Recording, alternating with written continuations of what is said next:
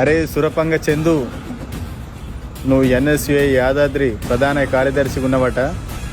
నువ్వు రేపు తెలంగాణలో ఎక్కడ తిరిగినా, నువ్వు ఎక్కడ ఏ మారుమూల ప్రాంతంలో తిరిగినా కూడా నీ బట్టలు ఊడదీసి, నీ డ్రాయరు మొత్తం అన్నీ ఊడదీసి మరీ కొడతాంరా.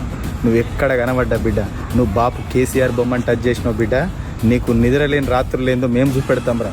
మేము బీఆర్ఎస్ పార్టీ కార్యకర్తలం అందరం సైనికుల లెక్కలో పనిచేసి నీ ఉన్న డ్రాయర్ కూడా ఉడవీకదాకా మేము ప్రయత్నం చేస్తూనే ఉంటాము. ఇక డ్రాయర్ ఉడవీక్తాము, అన్నీ వేసే ప్రయత్నం కూడా చేస్తాం రా. రే నీ సంగతి ఏందో మేము చూస్తాం రా. సురపంగా చందు, నువ్వేదో అనుకుంటున్నావు ప్రభుత్వం ఉన్నది కదా అని మేము బిర్రవీగుతాం, మేము ఏదైనా చేస్తాం అనుకుంటున్నావు.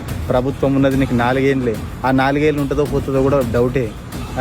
ఇవాళ నీ ప్రభుత్వం ఉన్నదని నువ్వు విర్రవేగుతున్నావు. రేపు రానున్న రోజులలో బీఆర్ఎస్ పార్టీ ప్రభుత్వం ఏర్పడబోతుంది.